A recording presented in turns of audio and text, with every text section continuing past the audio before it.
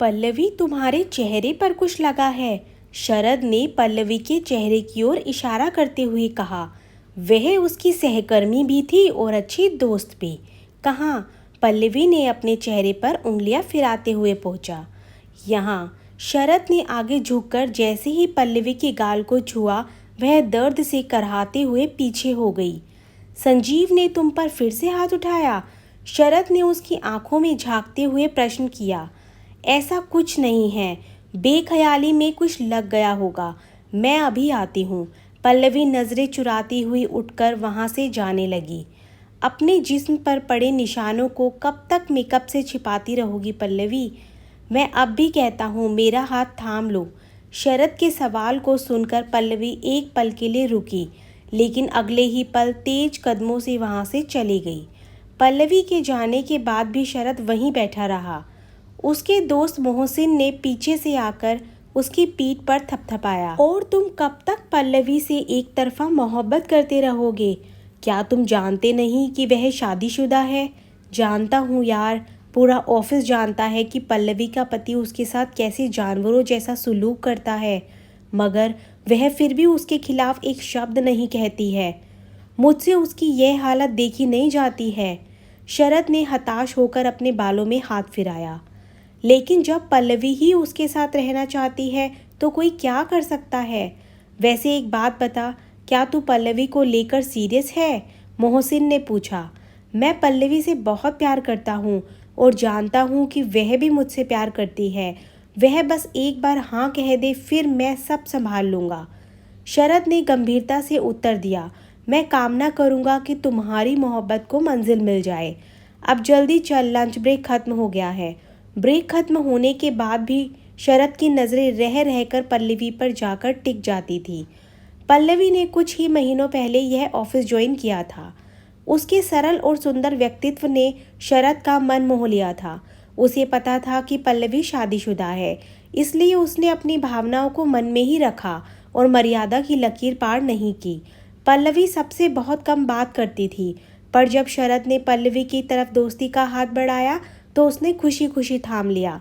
वह चाहता था कि पल्लवी हमेशा खुश रहे, लेकिन जब धीरे धीरे पल्लवी का शादीशुदा जिंदगी की कुरूप सच्चाई सामने आनी शुरू हुई तो वह खुद पर काबू नहीं कर पाया। पल्लवी का पति संजीव एक नंबर का नकारा और शराबी था।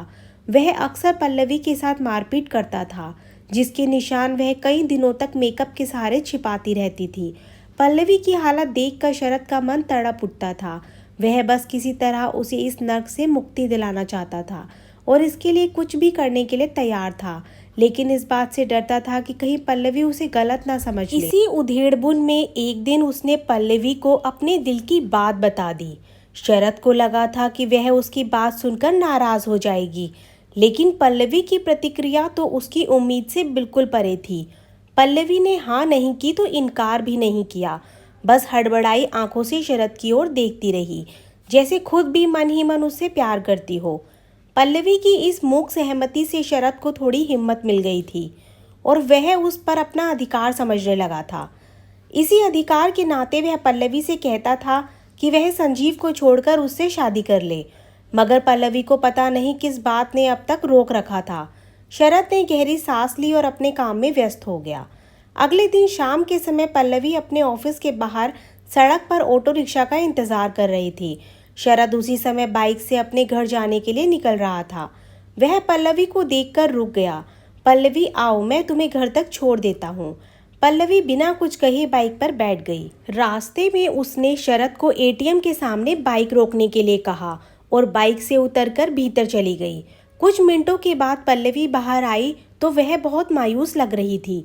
क्या बात है पल्लवी, सब ठीक तो है ना? शरद ने उसकी मायूसी की वजह जाननी चाहिए। मुझे घर का किराया देने के लिए 10,000 रुपये निकालने थे, लेकिन मेरे अकाउंट में इतना बैलेंस ही नहीं है। जरूर संजीव ने रुपए निकाल लिए होंगे। किराया भी आज ही देना है, पल्लवी ने परेशान होते हुए कहा। बस इतनी सी बात? तुम परेशान क्यों हो रही हो? मैं तुम्हें रुपए दे देता हूँ, शरद ने कहा। लेकिन शरद, मैं तुमसे रुपए कैसे ले सकती हूँ? और अभी तो सैलरी मिलने को भी कई दिन बाकी है। लेकिन कुछ नहीं, मैं अभी रुपए निकाल कर देता हूँ। शरद पल्लवी एटीएम से रुपए निकाल लाया और पल्लवी के हाथ में नोट पकड़ा दिए। शरद, मैं सैलरी मिलते ही तुम्हारे रुपए वापस कर दूंगी, पल्लवी ने भावुक होते हुए कहा। ज़्यादा मत सोचो पल्लवी, घर का किराया समय पर दे देना बस। अब चलो, घर नहीं जाना है क्या? शरद ने मुस्कुराते हुए कहा और बाइक स्टार्ट कर दी। अपने घर से कुछ ही दूरी पर पल्लवी ने शरद को बाइक रोकने के लिए कहा। बस शरद, यहाँ से मैं अपने आप चली जाऊंगी। शरद ने कुछ कहे बिना ही बाइक रोक दी और पल्लवी उसे बाय बोलकर चली गई। शरद ने पहले भी कई बार पल्लवी को यहाँ छोड़ा था। वह जानता था कि पल्लवी अपने पति संजीव के डर के कारण उसे यहीं रोक देती थी। पल्लवी के जाने के बाद शरद वहीं खड़ा होकर उसे आंखों से ओझल होने तक देखता रहा। इधर पल्लवी जैसे ही चाबी से दरवाज़ा खोलकर अपने घर में दाखिल हुई, संजीव हाथ में शराब का गिलास लिए सोफे पर बैठा उसका इंतज़ार कर रहा था। रुपए मिले? संजीव ने पूछा। हाँ, 10,000 मिले हैं। पल्लवी ने पर्स से नोट निकालकर मेज पर रख दिए। चलो, आज की पार्टी का इंतज़ाम तो हो गया, लेकिन अगली बार अपने प्रेमी की जेब से जरा बड़ी रकम निकलवाना। आजकल 10,000 में क्या होता है? संजीव ने नोटों को अपनी ओर सरकाते हुए कहा। पल्लवी बिना कुछ कहे अपने कमरे में चली गई। वहाँ रुककर करती भी क्या? संजीव को शराब पीने के बाद होश ही कहाँ रहता था। वैसे भी अब तो उसकी इच्छा पूरी हो गई थी। उसके हाथ में रुपए पहुँच गए थे, इसलिए वह कम से कम 2-4 दिन तो शांति से जी ही सकती थी। कुछ देर बाद रसोई में खाना पकाते समय पल्लवी अपनी नियति के बारे में सोच रही थी। उसे वह दिन याद आ रहा था जब उसके परिवार वालों को उसके और पड़ोस में रहने वाले संजीव के रिश्ते के बारे में पता चला था। घर में कोहराम मच गया था। एक तो संजीव उस समय बेरोजगार था, ऊपर से पल्लवी के माता पिता और भाई की नज़रों में उसकी छवि कुछ खास अच्छी नहीं थी। उस समय पल्लवी की हालत चक्की के 2 पाटों के बीच पिसते हुए गेहूं की तरह हो गई थी। एक तरफ पापा ने साफ कह दिया था कि वह अपनी बेटी का हाथ संजीव के हाथ में कभी नहीं देंगे। दूसरी तरफ संजीव उस पर शादी का दबाव बना रहा था। पल्लवी समझा समझा कर थक गई थी, मगर पापा और संजीव में से कोई भी झुकने के लिए तैयार नहीं हुआ। दोनों ने पल्लवी को जल्दी ही कोई निर्णय लेने के लिए कहा था, इसलिए पल्लवी ने निर्णय ले लिया। उसने अपने माता पिता और परिवार की मर्जी के खिलाफ जाकर संजीव का हाथ थाम लिया। उसे संजीव पर इतना भरोसा था कि वह बिना कुछ सोचे समझे अपना घर छोड़कर उसके साथ चली आई। उसके माता पिता ने उसी समय उससे रिश्ता तोड़ लिया था। माँ ने जाते जाते उससे कहा था कि एक दिन वह अपने इस फैसले पर जरूर पछताएगी। घर छोड़ने के बाद दोनों दिल्ली आ गए, जहाँ उन्होंने शादी कर ली। संजीव को नौकरी भी मिल गई थी। शादी के बाद कुछ दिनों तक तो सब ठीक रहा। पल्लवी अपने प्यार को पाकर बहुत खुश थी, लेकिन जैसे जैसे उसके सिर से नई शादी का खुमार उतरना शुरू हुआ, उसे संजीव का असली चेहरा नजर आने लगा। संजीव को शराब की लत थी। वह अक्सर शराब के नशे में उस पर हाथ भी उठाने लगा था। सिर्फ यही नहीं, वह पैसे कमाने के लिए उल्टे सीधे काम करने से भी बाज नहीं आता था। उसने बहुत से लोगों को चूना लगाया था। इन्हीं आदतों के चलते उसकी नौकरी भी चली गई थी। एक बार काम से निकाले जाने के बाद संजीव ने नौकरी ढूंढने की जहमत नहीं उठाई। तब घर चलाने के लिए पल्लवी ने एक ऑफिस में नौकरी कर ली। उसे सारी तनख्वाह लाकर संजीव के हाथों पर रखनी पड़ती, लेकिन उससे भी संजीव का पेट नहीं भरता। वह आए दिन उससे रुपए मांगता और जब पल्लवी उसकी फरमाइशें पूरी नहीं कर पाती तो वह उसे रुई की तरह धुन देता। अगले दिन वह उससे माफ़ी मांग लेता और पल्लवी उसे माफ़ भी कर देती। वह किसी भी कीमत पर संजीव से अलग नहीं होना चाहती थी। वापस लौटकर माता पिता के घर भी तो नहीं जा सकती थी। जिंदगी इसी तरह उबड़ खबड़ रास्तों पर चल रही थी। समय के साथ संजीव की फरमाइशें बढ़ती जा रही थी। जब उसके लिए पल्लवी की तनख्वाह कम पड़ने लगी तो उसने एक रास्ता निकाला। वह चाहता था कि पल्लवी किसी आदमी को अपने प्रेम जाल में फंसाकर उससे ठगी करे। पल्लवी ने ऐसा करने से साफ इनकार कर दिया। उसे हैरानी हो रही थी कि कोई पति अपनी पत्नी से ऐसा करने के लिए कैसे कह सकता है, लेकिन उसे कुछ ही दिनों में अपना फैसला बदलना पड़ा। एक दिन जब संजीव लहूलुहान हालत में घर आया, तब उसे पता चला कि उसने शराब और जुए के लिए कुछ गलत लोगों से बहुत मोटा कर्ज ले रखा है और वे लोग अपना पैसा वापस लेने के लिए किसी भी हद तक जा सकते हैं। जब उन लोगों से बचने और उनका कर्ज चुकाने का और कोई रास्ता नज़र नहीं आया तो पल्लवी ने मजबूरन वही किया जो संजीव ने उसे करने के लिए कहा था। पल्लवी का एक सहकर्मी दिनेश उसे पसंद करता था और यह बात उससे छिपी नहीं थी। पल्लवी ने पहले उससे दोस्ती की और फिर उसे अपनी दुखभरी दास्तान सुनाकर धीरे धीरे उसके साथ नज़दीकियां बढ़ाने लगी। थोड़े ही दिनों में दिनेश उसकी खातिर कुछ भी कर गुजरने के लिए तैयार हो गया। यहाँ से झूठी सच्ची कहानियाँ सुनाकर पैसे ऐंठने का सिलसिला शुरू हो गया।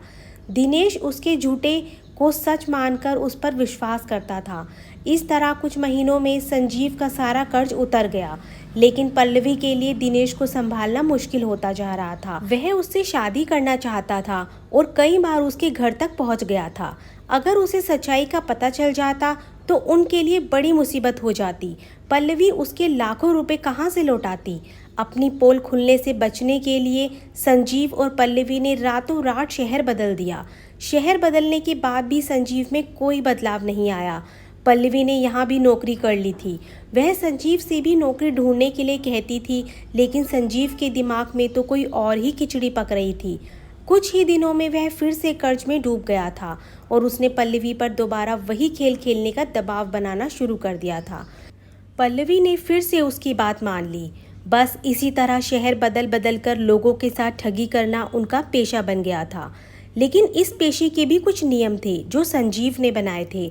उसे हर वक्त यह शक होता कि कहीं पल्लवी अपने शिकार के ज़्यादा नज़दीक तो नहीं आ रही है। कभी कभी पल्लवी को लगता था कि वह एक अंधे कुएं में गिरती जा रही है। अपने सारे रिश्ते नाते तो वह खुद ही पैरों तले रोंद आई थी। कुछ महीने पहले इंदौर आने के बाद भी संजीव ने उससे वादा किया था कि वह अब सुधर जाएगा, लेकिन हुआ क्या, वह अब भी पैसों के लिए शरद जैसे शरीफ और अच्छे आदमी को बेवकूफ़ बना रही थी।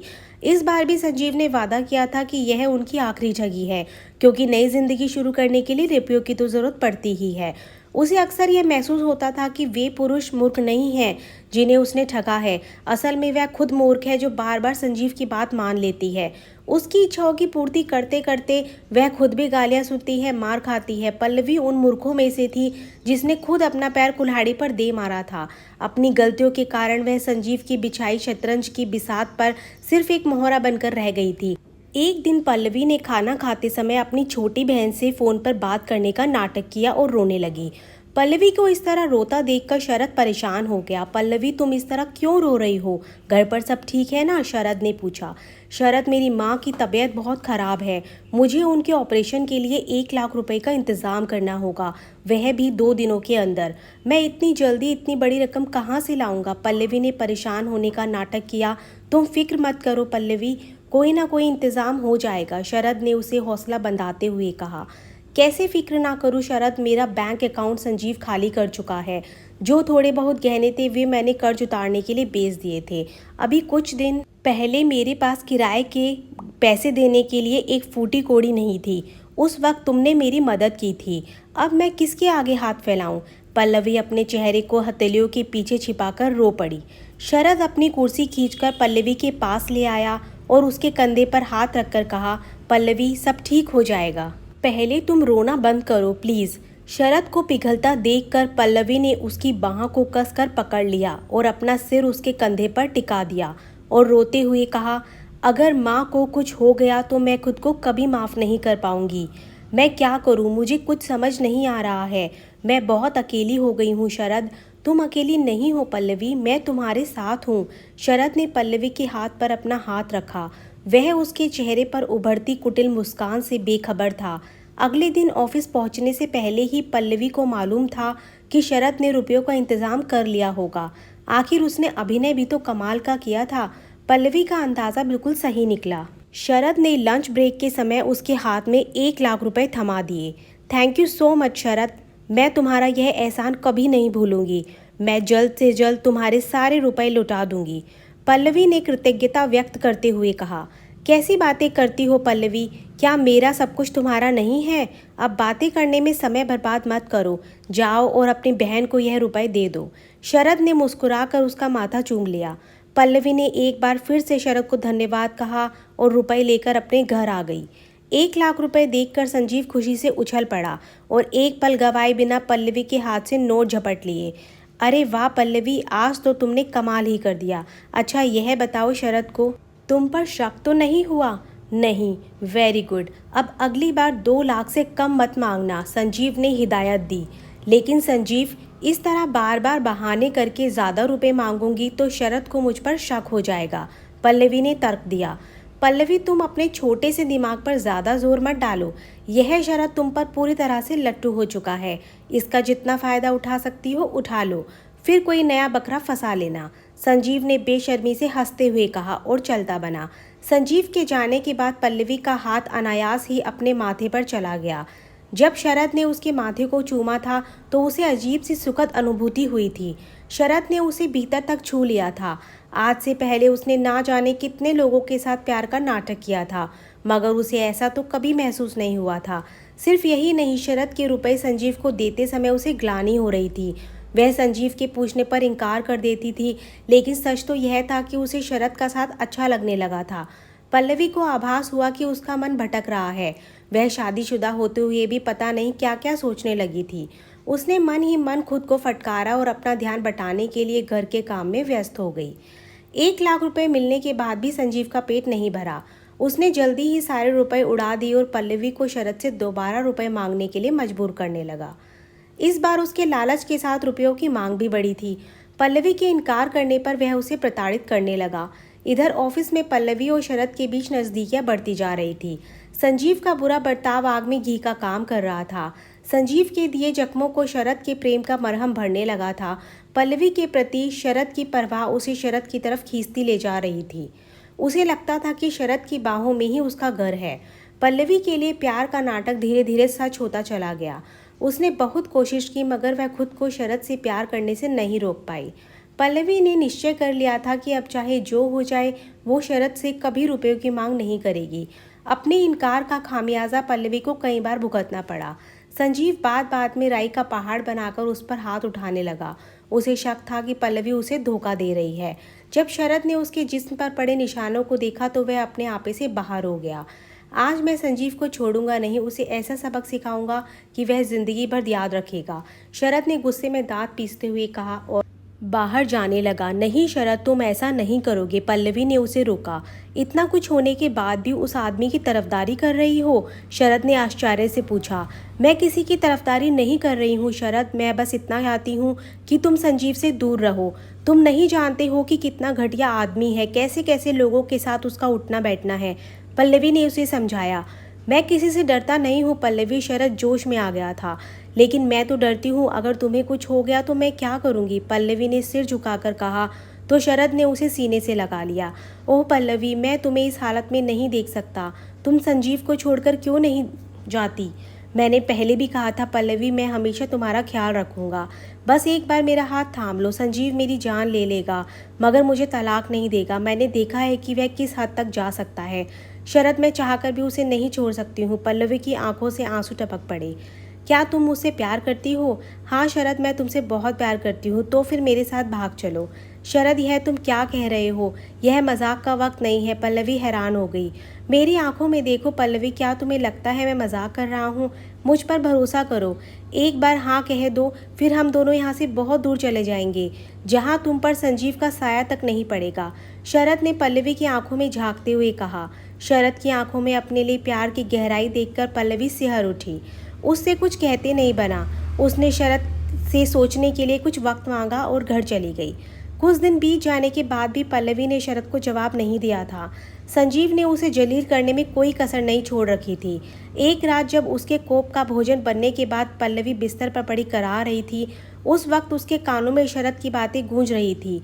सालों पहले उसने अपने माता पिता की बात ना मानने पर जो गलती की थी, उसकी कीमत वह आज तक चुका रही थी। संजीव पर भरोसा करके उसने अपनी ज़िंदगी की सबसे बड़ी गलती की थी, इसलिए आज वह शरद पर भरोसा करने से डर रही थी। हालांकि उसने शरद की आंखों में अपने लिए जितना प्यार देखा था, उसका आधा भी उसे संजीव की आंखों में कभी नजर नहीं आया था। मगर अब तक कोई भी कदम उठाने से पहले पूरी तरह निश्चिंत हो जाना चाहती थी। वह जानती थी कि इस तरह संजीव को धोखा देकर शरद के साथ भागना गलत होगा, लेकिन अगर वह संजीव से अलग होने या तलाक लेने की कोशिश करेगी तो शरद के सामने उनकी सारी असलियत आ जाएगी। शरद को पता चल जाएगा कि पल्लवी उसे किस तरह मूर्ख बनाकर उससे पैसे ऐंठती थी और उससे नफरत करने लगेगा। वह किसी भी कीमत पर शरद को खोना नहीं चाहती थी। आज तक उसने गलत काम के लिए झूठ और धोखे का सहारा लिया, तो अब एक आखिरी बार अपने प्यार को पाने के लिए ही सही। पल्लवी के दिल से डर खत्म हो गया था। वह शरद को पाने की खातिर किसी भी हद तक जाने के लिए तैयार थी। वह कई सालों से जिस पिंजरे में कैद थी, अब वह उसे तोड़कर उड़ जाना चाहती थी। पल्लवी ने धीरे से मोबाइल उठाकर शरद का नंबर डायल किया और उसके फ़ोन उठाने पर बस इतना कहा, मैं तैयार हूँ। अगले दिन पल्लवी शरद की बताई जगह पर उससे मिलने गई। शरद ने उसे पूरी योजना बताई। पल्लवी ने अपनी सहमति दे दी और घर वापस आकर सामान्य व्यवहार करने लगी, जिससे संजीव को उसके ऊपर जरा भी शक ना हो। 3 दिन बाद शरद के कहे अनुसार पल्लवी ने अपने कपड़े और कुछ रुपए एक बैग में रख लिए। उसने बैग को पलंग के नीचे छिपाकर रख दिया। उस रात भी संजीव रोज की तरह नशे में धुत होकर घर आया। पल्लवी ने कुछ मीठे बोल बोलकर थोड़ी और शराब पिला दी। थोड़ी ही देर बाद संजीव बेसुध हो गया। पल्लवी ने धीरे से अपना बैग निकाला और घर के बाहर चली आई। बाहर आकर वह रेलवे स्टेशन के लिए टैक्सी में बैठ गई। कुछ दूर तक वह बार बार पीछे मुड़कर देखती रही। उसे डर था कि कहीं संजीव उसका पीछा तो नहीं कर रहा है। रेलवे स्टेशन पहुंचकर उसकी जान में जान आई। उसने अंदर जाकर देखा तो पाया कि शरद पहले से ही वहां उसका इंतज़ार कर रहा था। उसने अगली ट्रेन की 2 टिकटें भी ले रखी थी। तुम ठीक हो ना? शरद ने पूछा। मैं ठीक हूँ शरद, हम कहाँ जा रहे हैं? बस कुछ ही मिनटों में जम्मू में जाने वाली ट्रेन आती होगी। मैंने उसी की 2 टिकटें ले ली हैं। कुछ दिन वही रहेंगे, बाद में कोई और इंतज़ाम कर लूँगा। तुम्हें कोई दिक्कत तो नहीं है ना? शरद, हम दोनों साथ हैं, बस मुझे और कुछ नहीं चाहिए। तभी ट्रेन भी आ गई। पल्लवी और शरद ट्रेन में चढ़कर एक खाली बर्थ पर बैठ गए। तुम सो जाओ पल्लवी, जब सुबह तुम्हारी आंखें खुलेगी तो एक नया सवेरा तुम्हारा इंतज़ार कर रहा होगा, शरद ने मुस्कुराते हुए कहा। पल्लवी ने उसके कंधे पर सिर टिकाकर आंखें बंद कर ली। कुछ ही देर में वह सो गई। सुबह जब पल्लवी की आंख खुली तो स्टेशन पर रुकी और शरद उसके पास नहीं था। उसे लगा कि वह शायद स्टेशन से कुछ लाने के लिए उठा होगा, लेकिन जब कुछ मिनटों के बाद भी शरद वापस नहीं आया तो पल्लवी घबरा गई। उसने पूरे डिब्बे में देख लिया, लेकिन शरद वहाँ नहीं था। शरद शरद, वह खिड़की से बाहर झाँककर उसे पुकारने लगी। उसने पर्स से मोबाइल निकालकर शरद का नंबर डायल किया तो उसका फ़ोन बंद आ रहा था। पल्लवी बुरी तरह घबरा गई। वह घबरा कर इधर उधर देख रही थी कि उसकी नज़र सीट पर रखे अपने बैग के नीचे दबे कागज़ पर पड़ी। पल्लवी ने कांपते हुए हाथों से कागज़ उठाया और खोलकर पढ़ना शुरू किया। वह उसके नाम शरद का पत्र था। उसमें लिखा था, पल्लवी, जब तक तुम्हारी आंखें खुलेगी मैं तुमसे बहुत दूर जा चुका होऊंगा। तुम्हारा डर बिल्कुल सही है। मैंने तुम्हें धोखा दिया है, तुम्हें सुंदर भविष्य के सपने दिखाकर बीच रास्ते में तुम्हारा साथ छोड़ दिया है, मगर यह धोखा उस धोखे के आगे कुछ भी नहीं है जो तुमने मुझे दिया। अब तुम सोच रही होगी कि मुझे तुम्हारी असलियत के बारे में कैसे पता चला। पल्लवी, जिस दिन मैंने तुम्हें 1 लाख रुपए दिए थे उस दिन तुम्हारे जाने के बाद मुझे तुम्हारी फिक्र हो रही थी, इसलिए मैं तुम्हारे पीछे आया था और मैंने उस टाइम पर तुम्हारी और संजीव की बातें सुन ली थी। तब मुझे पता चल गया था तुम पति पत्नी मुझे किस तरह पैसों के लिए बेवकूफ़ बना रहे हो। सिर्फ मुझे ही नहीं, तुमने ना जाने कितने लोगों को अपने प्यार के जाल में फंसाकर लूटा होगा। पल्लवी, मैंने तुमसे बहुत प्यार किया, लेकिन तुमने मेरे साथ क्या किया? तुमने मेरे जज्बातों के साथ खिलवाड़ किया, मेरे प्यार का मजाक बनाकर रख दिया। मैंने सोच लिया था कि मैं तुम्हें सबक सिखाऊंगा, इसलिए मैंने तुमसे अपने साथ भाग चलने के लिए कहा, ताकि तुम्हें पता चले कि दिल टूटने पर कितना दर्द होता है। अब ज़िंदगी भर सोचना कि तुमने कितने लोगों के साथ कितना गलत किया। और हाँ, घर वापस जाने के बारे में मत सोचना। मैंने संजीव को चिट्ठी लिखकर उसे सब बता दिया है। अब तुम्हारे लिए उस घर में कोई जगह नहीं है। मैं तुमसे सच्चा प्यार करता था पल्लवी, मैं तुम्हारे लिए कुछ भी कर गुजरने के लिए तैयार था, लेकिन शुक्र है कि सही समय पर मेरी आँख खुल गई। तुम लोगों को शतरंज के मोहरे बनाकर उनके साथ खेल खेलने का बहुत शौक था ना पल्लवी। आज मैंने तुम्हें तुम्हारे ही खेल में दाव से मात दे दी है। हो सके तो जो तुमने मेरे साथ किया वह आइंदा किसी और के साथ मत करना। शरद पल्लवी की आंखों से आंसू टपटपाकर चिट्ठी पर गिर रहे थे। झूठ और धोखे का सहारा लेकर वह आज कहीं की भी नहीं रही थी। वह भूल गई थी कि छल के सहारे शतरंज की चाल भले ही जीती जा सकती थी, किसी के प्यार की नहीं। उसके मुंह से हौले से वे शब्द निकले जो चिट्ठी में आखिर में लिखे थे। भूल गया था शय और मात।